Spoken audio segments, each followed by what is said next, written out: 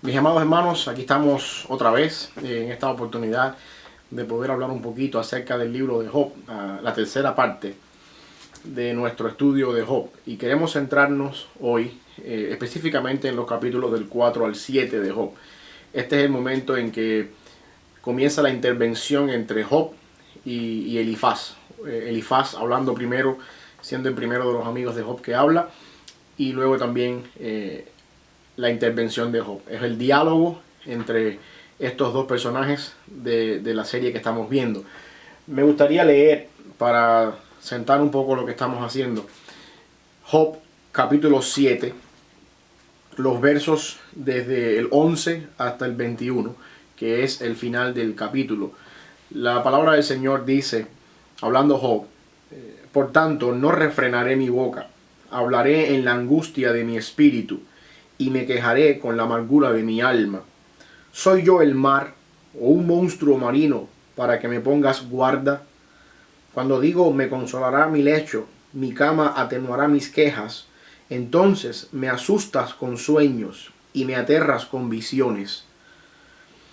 Y así mi alma tuvo por mejor la estrangulación, y quiso la muerte más que mis huesos. Abomino de mi vida, no he de vivir para siempre. Déjame, pues, porque mis días son vanidad. ¿Qué es el hombre para que lo engrandezcas y para que pongas sobre él tu corazón y lo visites todas las mañanas y todos los momentos lo pruebes? ¿Hasta cuándo no apartarás de mí tu mirada y no me soltarás siquiera hasta que trague mi saliva? Si he pecado, ¿qué puedo hacerte a ti, oh guarda de los hombres?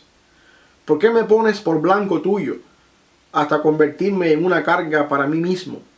¿Y por qué no quitas mi rebelión y perdonas mi iniquidad?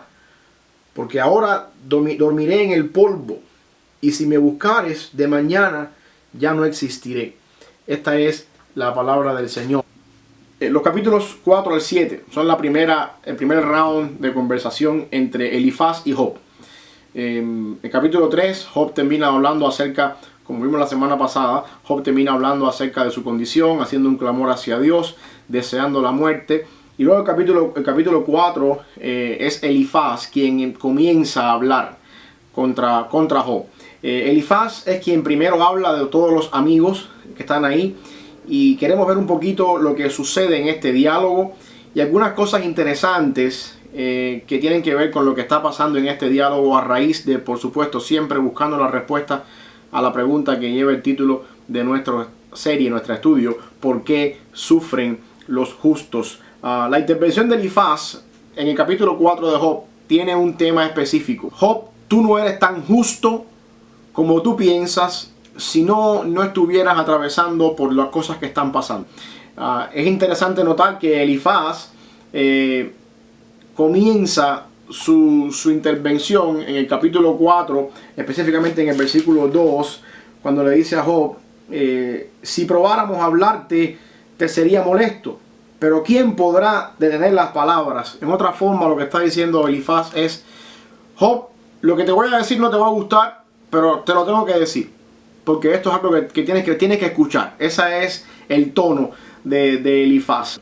Los versículos 6 y 7 del capítulo 4 son entonces la esencia de lo que él tiene que decir. Si leemos ahí, el versículo 6 dice: no es tu temor a Dios tu confianza, no es tu esperanza la integridad de tus caminos.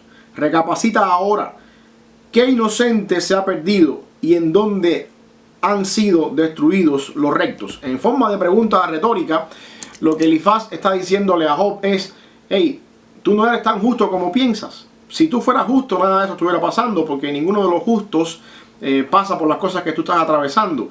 Recapacita y piensa que algo está mal contigo, porque esto no fuera, si no fuera así. Los versículos 8 al 11 del capítulo 4 apoyan un poco eso.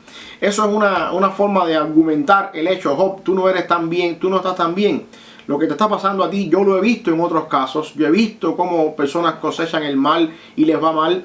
Al mismo tiempo, Job, no te creas que porque tú has tenido riquezas, porque tú has sido bueno, has tenido bastante dinero, no estás exento de estas cosas. Y esa es la comparación con el león. El león es un animal fuerte, que de alguna forma es quebrantado. ¿Y de dónde saca Elifaz todo esto? ¿Cómo es que Elifaz llega a esta conclusión? Y esta es la otra parte del capítulo. Los versículos 12 y 13 son la fuente de donde Elifaz saca su razonamiento. En los versículos 12 y 13 del capítulo 4, Elifaz dice: el asunto también era para mí oculto, mas mi oído ha percibido algo de ello. Y aquí viene cómo fue que Elifaz llegó a esta conclusión. En imaginaciones de visiones nocturnas, cuando el sueño cae sobre los hombres. Lo que está queriendo decir Elifaz es, Job, yo sé esto porque yo interpreté esto de un sueño que yo tuve. De la interpretación de un sueño, Elifaz llegó a la conclusión de que Job no era justo, ni tampoco era puro. En el versículo 17 del capítulo 4, Elifaz dice: ¿será el hombre más justo que Dios? ¿Será el varón más limpio que el que lo hizo? Esta es la insinuación que le está dando en todo momento Elifaz a Job. Tú no eres más justo que Dios, algo está mal en ti. Y tú no eres más puro que Dios, algo está mal en ti. Elifaz sigue hablando un poquito ahí de lo que está pasando acá. El problema con esto aquí es que hasta este momento del capítulo del libro de Job, Job nunca ha remitido su queja en contra de Dios. Job nunca ha cuestionado a Dios. Lo único que Job ha hecho hasta ahora, según vimos en el capítulo 3, es maldecir el día en que él nació. Él nunca hasta ahora ha hablado nada en contra de Dios. Por lo tanto, Elifaz viene ahora con una aplicación práctica a esto. Este es el capítulo 4. El capítulo 4 es: Job, esto es lo que yo veo que está pasando contigo. Tú estás mal, algo está mal en ti y tú tienes que reconocer esto. Y yo sé que esto es así porque yo lo interpreté en un sueño y yo he visto cómo los impíos perecen. Ese es el capítulo 4. El capítulo 5 es la intervención práctica de Elifaz. O sea, Job, esto es lo que está pasando, capítulo 4. Capítulo 5, Job, esto es lo que tienes que hacer, según Elifaz. Y entonces el capítulo 5, en el versículo 8, la propuesta principal de Elifaz a Job está en 5.8. Dice ahí: ciertamente yo buscaría a Dios y encomendaría a él mi causa. Aquí está la parte interesante. Job, tú estás mal, tú no eres tan justo como piensas que tú eres justo. Yo sé que las personas impías perecen por muy fuertes que sean. Y eso yo lo sé porque yo lo he interpretado en un sueño. Entonces tú lo que tienes que hacer es buscar a Dios. Versículo 8, busca a Dios. Y luego el versículo 17 del capítulo 5 es la segunda parte de la intervención práctica de Elifaz. Bienaventurado el hombre a quien Dios castiga. Por tanto, no menosprecies la corrección del Todopoderoso. Otra vez, tú estás mal, Job. Has llegado aquí porque algo está mal. De lo contrario, esto no hubiera pasado. Y entonces tú tienes que buscar a Dios y aceptar el castigo de Dios porque algo está mal contigo. Esa es en esencia lo que está diciéndole Elifaz a Job en el primer lugar. Y eso por supuesto viene de la interpretación de un sueño que Elifaz tuvo. De alguna forma, a raíz de eso Elifaz sacó esto. Luego Elifaz termina con una advertencia un poquito arrogante y prepotente en el versículo 27 del capítulo 5, cuando le dice a Job ahí: he aquí lo que hemos inquirido, lo cual es así. Óyelo y conócelo para tu provecho. O sea, en otras palabras, te conviene mejor hacerme caso. Hazme caso que te conviene, es lo que está diciendo Elifaz. Y esa es en esencia lo que Elifaz propone a Job. El capítulo 6 y el capítulo 7 es la respuesta de Job, tanto a Elifaz en primer lugar, como también después una oración hacia Dios, teniendo en cuenta que Elifaz no es capaz de suplir la respuesta que Job está buscando en esta primera intervención. Capítulo 6 comienza diciendo Job respondiendo a su amigo, y su respuesta va dirigida especialmente a la acusación que hace Elifaz en el capítulo 5, en el versículo 2. En el capítulo 5:2, Elifaz dice: es cierto que al necio lo mata la ira, y al codicioso lo consume la envidia. En otras palabras, Elifaz indirectamente está diciendo que al Job no reconocer que hay un pecado en él, y que al Job no aceptar la disciplina del Señor, está siendo necio y está siendo codicioso. Eso es una forma indirecta, y a esto se refiere Job cuando responde en el capítulo 6. Job está diciendo ahí, cuando él pone eso de que la balanza y que su sufrimiento y su queja sean pesadas en una balanza, y él dice que eso pesaría más que toda la arena del mar. Está queriendo decir básicamente que él no es necio y que él no es codicioso. Y la frase que dice entonces Job ahí al final del capítulo 6, versículo 3, cuando dice: mis palabras han sido precipitadas, eso no quiere decir que Job está hablando necedades, palabras necias que salen de una persona que está en sufrimiento, sino está diciendo: mis palabras tienen base, por eso es que tengo la razón para poder hablar. Y después en el capítulo 6, los versículos 14 al 23, Job entonces se dirige a sus amigos ahora y los compara con un arroyo en el desierto. En el versículo 14, él le dice a ellos: el atribulado es consolado por su compañero. Y como diciendo, eso es lo que se espera de una persona, y ustedes no han hecho nada de eso. Aún aquel que abandona el temor del omnipotente, dice: pero mis hermanos me traicionaron como un torrente. Esos hermanos se refiere a los tres amigos. Y luego empieza a hablar un poquito en qué sentido tiene que ver la traición con un torrente. Y los versículos que siguen, versículo 16 hasta el versículo 23 o versículo 21, les está diciendo a ellos: ustedes son como una corriente que corre por debajo del desierto, que todos los caminantes y comerciantes anhelan encontrar porque están muriéndose de sed, y cuando llegan al lugar donde piensan que la corriente se convierte en un arroyo, se defraudan porque no hay nada. Y en el versículo 21 lo dice: ahora ciertamente como ella sois vosotros, ustedes son así. O sea, en otras palabras, lo que Job está diciendo: yo esperaba de ustedes otra cosa diferente. Yo esperaba de ustedes que vinieran, que me aconsejaran, que me ayudaran a atravesar por lo que estoy pasando, y ustedes han venido aquí a poner las cosas peores todavía. Me han defraudado, me han abandonado, no están dándome la palabra que yo estoy esperando que ustedes me den, y de esa forma me están haciendo sufrir más todavía. Esa es la intervención hasta este momento, hasta el versículo 23 de Job, comparando la incapacidad de Elifaz de poder llegar al punto donde Job quiere recibir una palabra del Señor. Entonces los versículos 14 entonces hasta el versículo 23 son básicamente esta comparación entre Job, de los amigos de Job, con un arroyo. O sea, ya que Elifaz es bastante directo en que la condición de Job depende de un pecado, Job entonces ahora se vuelve un poco más directo en el versículo 24. Y le dice a Elifaz ahí en el versículo 24: enseñadme ahora y yo callaré. Y luego lo dice más adelante en el versículo 24, parte final: hacedme entender en qué he errado. O sea, en otra forma, Elifaz o Job diciendo: tú dices que yo soy una persona que estoy en pecado, tú dices que lo que me ha venido por culpa del pecado, demuéstrame cuál es mi pecado. Déjame saber en qué yo he pecado. Déjame saber cuál es el pecado que yo he hecho que merece tal magnitud por lo que estoy pasando. Al no encontrar Job una forma en que Elifaz lo pueda condenar, Job reta entonces y le dice a Elifaz lo siguiente. Elifaz básicamente, cuando no hay razón para condenar a alguien de algo, por muy rectas que sean las palabras de una persona, son innecesarias. Entonces, la respuesta de Job a Elifaz está centrada en eso ahí. Al no haber ningún objetivo claro en condenar algo con tus palabras no tienen ninguna eficacia. El capítulo 7 se convierte en una oración de Job hacia Dios, y Job se dirige hacia Dios en base partiendo de la premisa de lo que ha hablado con Elifaz. Tenemos que tener en cuenta esto, de que Job se refiere a Dios partiendo de esta premisa. Más adelante vamos a darnos cuenta por qué. En los versículos del 1 al 10, Job tiene un tono más pausado. Del capítulo 7, Job tiene un tono más pausado y un tono más calmado. Ya en los versículos del 11 hasta el versículo 21, que es cuando termina el capítulo 7, o la intervención de Job hacia Dios, se puede ver a un Job más áspero, cuestionando a Dios, y ese es el punto donde yo creo que aquí es donde empieza el problema con Job. Elifaz mismo es el que da el pie a que Job se exprese de esta manera, y eso es uno de los problemas que yo veo aquí.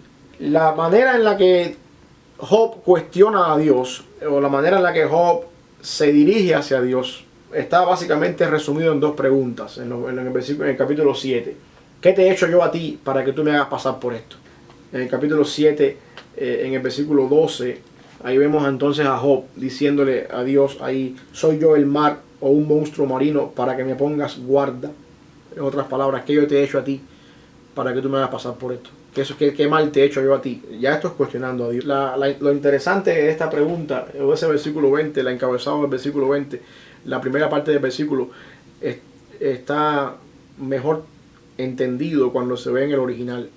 Lo que está queriendo decir Job ahí es: si yo he pecado, ¿cuál es mi pecado? Oh guarda de los hombres. Y esa frase del versículo 20 es bastante reveladora. La segunda pregunta con la que Job cuestiona a Dios está en el versículo 19. ¿Hasta cuándo no apartarás de mí tu mirada? O sea, dos preguntas cruciales que Job le hace a Dios y cuestiona a Dios con lo que está pasando. Uno, ¿qué yo te he hecho a ti para que tú me hagas pasar por esto? 19, ¿hasta cuándo me vas a tener en esta condición? Ahora, lo interesante aquí está en la frase del versículo 20. Específicamente, hay un detalle interesante que muchas veces se nos olvida ahí, y es la frase guarda de los hombres. El versículo 20 dice: si he pecado, ¿qué puedo hacerte a ti, oh guarda de los hombres? Vamos a analizar bien esa pregunta, porque aquí viene donde yo creo el problema de Job, al menos hasta ahora. Problema que fue incitado por su amigo, que por eso es importante tener en cuenta eso. Si yo he pecado, porque eso es lo que el amigo le dice en el capítulo 5, ¿en qué te he pecado, oh guarda de los hombres? Esa frase guarda de los hombres es un poco irónica para cuestionar la justicia de Dios. Si yo he pecado, como dice mi amigo, ¿en qué te he fallado, oh guarda de los hombres, oh justo? ¿Dónde está tu justicia? Enséñame que tú eres un Dios justo en hacerme saber el por qué razón, dónde está mi pecado para pasar por esto. ¿Hasta cuándo me vas a tener en esto? Y entonces ahí yo sí creo que Job se le fue la mano. Porque ya Job está cuestionando los motivos de Dios, está cuestionando la justicia de Dios. Y entonces yo creo también que ese problema al que Job llegó, ese pecado al que Job llegó, vino nada más y nada menos que por una intervención inapropiada y fuera de tacto de un amigo como Elifaz. Por supuesto, más adelante Job sabe que la situación o la solución de su problema está en el perdón de los pecados, y por eso termina diciendo ahí entonces en el versículo 21: ¿y por qué no quitas mi rebelión y perdonas mi iniquidad? Aquí podemos ver a grandes rasgos en la Biblia, y esto es un tema que se desarrolla en toda la Biblia, y aquí empieza de alguna forma, o aquí se ven algunos vislumbres de eso, que la solución del pecado está en el perdón, porque el ser humano no puede lidiar con el pecado por sí mismo. Esto es un tema que más adelante vemos que Cristo hace posible en la cruz, el perdón de los pecados. Un tema que aquí empieza a brotar. Si yo he pecado, acaba de perdonar mi pecado, porque esa es la única forma en la que yo puedo estar bien contigo. A manera de conclusión y a manera de aplicación para nuestra vida durante la semana, con respecto al capítulo 4, 5, 6 y 7 de Job. En primer lugar, ten cuidado cuando tengas que hablar con una persona que está atravesando por el sufrimiento. Ten mucho cuidado en la forma en la que aconsejas, en la forma en la que llegas a una persona que está atravesando por el sufrimiento. Tú no sabes todas las cosas que están pasando. Tú no tienes que saber necesariamente el porqué de lo que está pasando. Es posible que lo que tú creas que esté pasando no sea lo que en realidad esté pasando. Ten cuidado en la manera en la que llegas a aconsejar a una persona que está atravesando por el dolor. En el caso, esto viene por supuesto de la forma en que Elifaz llegó a su amigo. El mal, como hemos dicho en toda esta serie, el mal en la vida de los seres humanos no siempre es la consecuencia de los pecados. Y nosotros los seres humanos somos muy prontos para atribuir un juicio de Dios a todo el mal que pasamos. Ten cuidado con eso. Es una tendencia natural nuestra de asumir que el mal es consecuencia de algo que está mal hecho. Eso es una tendencia humana. Y eso no siempre es así, no necesariamente es así. Ten cuidado de eso cuando tengas que enfrentar a alguien que está atravesando por un dolor y tengas que aconsejar a esa persona. Ten cuidado también de la fuente de donde tú sacas las conclusiones a las que tú llegas. Como en el caso de Elifaz, que por un sueño entendió que esto era así. Si tú eres cristiano, yo me imagino que todas las conclusiones a las que tú llegues estén basadas en la palabra del Señor, en la Biblia, pero asegúrate que lo estás haciendo de la manera correcta para las personas. Ten cuidado de que tu consejo, lo que vas a decir, venga de la Biblia, y ten cuidado de que tu consejo esté basado en una hermenéutica correcta y en una interpretación correcta de lo que estás enseñando. La segunda aplicación que quiero que te lleves esta semana es: una persona que está en agonía no necesita que lo estén sermoneando.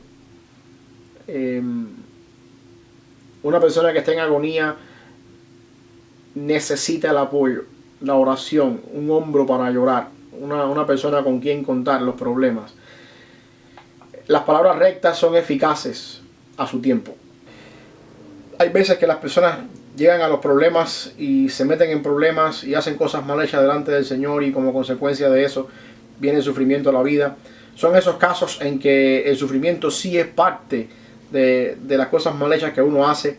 Pero aún así, mi querido hermano, una persona que está atravesando por el dolor, ese no es el momento para venir con el bibliazo por la cabeza ahí. Hay momentos para exhortar, hay momentos para redarguir, hay momentos para corregir, y en momentos de sufrimiento no es el mejor momento para eso. ¿Por qué razón digo esto? Porque si ustedes se dan cuenta, si Elifaz hubiese intervenido de una manera diferente, posiblemente Job no hubiese cuestionado a Dios en el capítulo 7. Lo que quiero decir con esto, mis queridos amigos que me están escuchando, es que cuando el consejo no está acorde a lo que está pasando, cuando el consejo está fuera de sintonía, a veces lleva a una consecuencia peor que la anterior. Y yo creo que de cierta manera la respuesta de Job en el capítulo 7, cuestionando a Dios, tiene mucho que ver con la forma en que Elifaz habló. Tercera aplicación para la semana: el sufrimiento es un tiempo difícil, por lo tanto no es el mejor momento para razonar con Dios. Independientemente de la razón por la que estés atravesando por el sufrimiento, independientemente de cuál sea la causa que te llevó allí, en ese momento tú no estás en la mejor condición, ni espiritual ni tampoco emocional, para cuestionar con Dios. En ese momento del dolor de tu corazón y de la situación por la que estás atravesando, muchas veces puedes caer en peor problemas con Dios si te pones a cuestionar a Dios. Ese no es el mejor momento para cuestionar a Dios. Las preguntas que Job se hizo no tienen nada que ver con la razón por lo que él estaba atravesando, y por ende en ninguna de ellas estaba la respuesta a lo que él tanto deseaba encontrar. El tiempo de sufrimiento es el menos apropiado para razonar o para cuestionar a Dios. Y no hay momento, quiero terminar con esto, no hay momento de la vida del ser humano en los que somos más vulnerables para cuestionar a Dios que cuando estamos atravesando por el sufrimiento. A la semana que viene vamos a seguir hablando acerca de por qué sufren los justos, y esperemos en el Señor que al terminar toda la serie de Job podamos darle una respuesta a esa pregunta: ¿por qué sufren los justos? Que el Señor te bendiga. Mi oración es que Dios use cada uno de estos devocionales semanales para edificar tu fe y también para edificar tu vida espiritual. Que el Señor te bendiga.